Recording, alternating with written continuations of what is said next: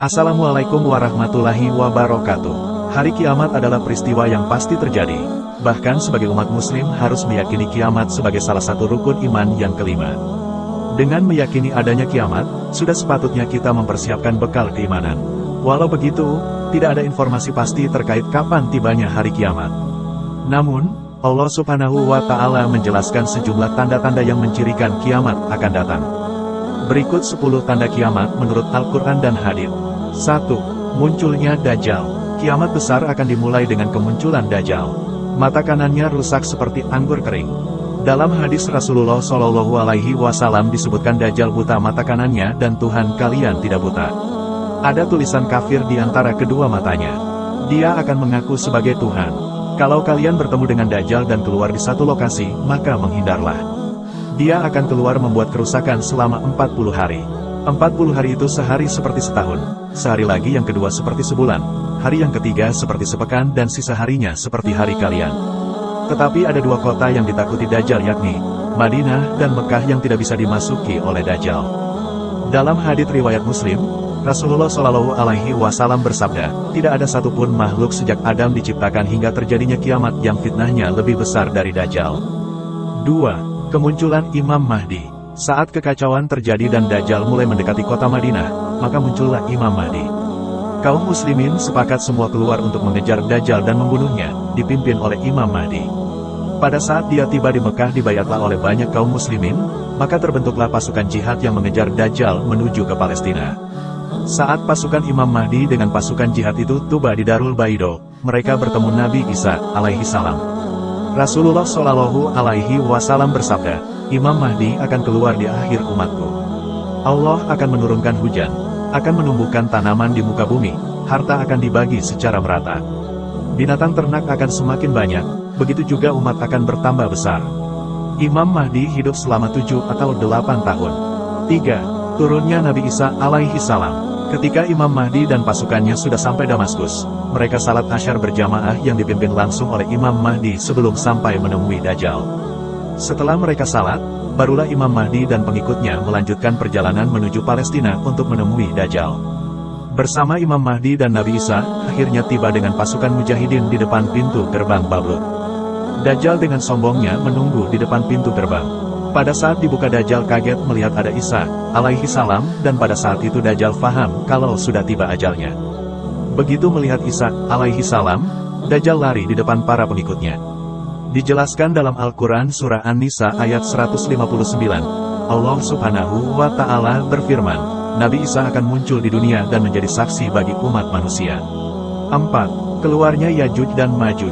Pada saat mereka keluar, maka mereka akan mulai membuat kerusakan. Rasulullah Shallallahu Alaihi Wasallam bersabda di dalam hadits sahih riwayat Imam Bukhari bahwasanya Yajuj dan Majuj akan membunuh siapapun yang mereka temui.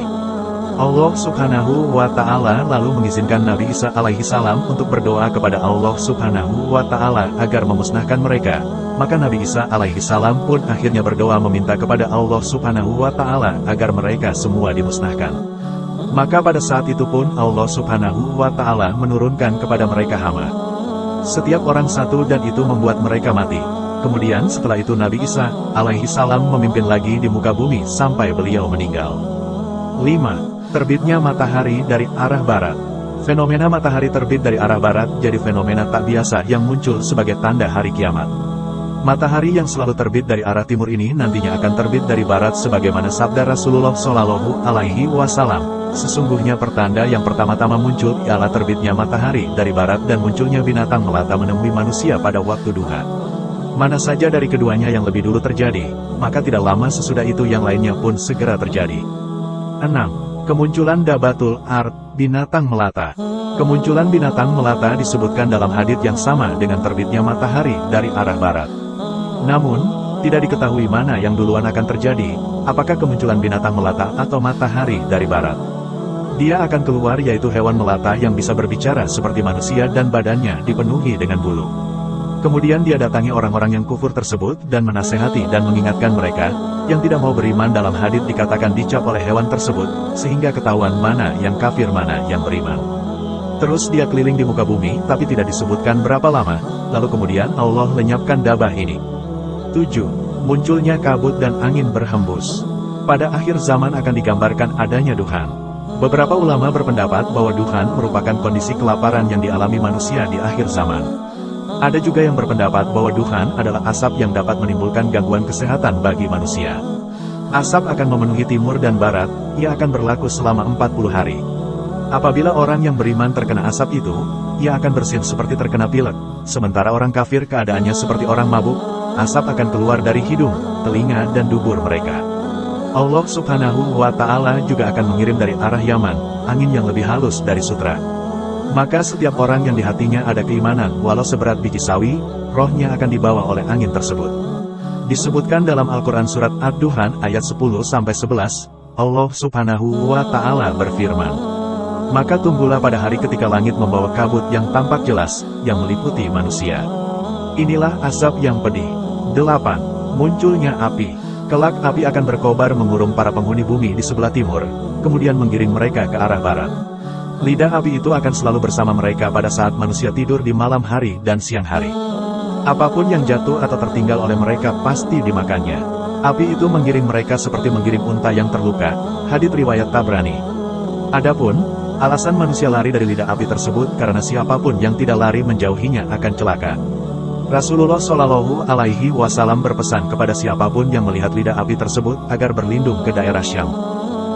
9. Terjadinya gempa. Terjadinya gempa bumi sebagai tanda hari kiamat dijelaskan dalam Al-Quran Surat Al-Hajj ayat 1. Allah Subhanahu wa Ta'ala berfirman, "Wahai manusia, bertakwalah kepada Tuhanmu, sungguh, guncangan hari kiamat itu adalah suatu kejadian yang sangat besar." Dalam Sahih Bukhari disebutkan, Rasulullah Shallallahu Alaihi Wasallam bersabda, "Tidak akan tiba hari kiamat sehingga ilmu pengetahuan, agama, dilenyapkan, banyak gempa bumi, masa saling berdekatan, semakin singkat, banyak timbul fitnah, banyak huru-hara yaitu pembunuhan, hingga harta benda melimpah ruah di antara kamu." 10. Kehancuran Ka'bah. Sesuai dengan hadits riwayat Hakim dan Abu Ya'la, oleh Abu Sa'id Al-Khudri radhiyallahu anhu, hari kiamat tidak akan terjadi sebelum Ka'bah ini tidak lagi didatangi orang untuk menunaikan ibadah haji. Dalam hadits riwayat Muslim dan Bukhari, dari Abu Hurairah radhiyallahu anhu, Rasulullah Shallallahu Alaihi Wasallam bersabda, "Ka'bah diruntuhkan oleh Suwaikatain dari Habasyah." Tidak ada yang tahu kapan tepatnya kiamat terjadi. Kewajiban manusia hanyalah mempersiapkan diri dan berupaya memohon pelindungan Allah Subhanahu wa Ta'ala agar terhindar dari segala bentuk fitnah, mara bahaya, dan cobaan akhir zaman. Terima kasih sudah menonton. Wassalamualaikum warahmatullahi wabarakatuh.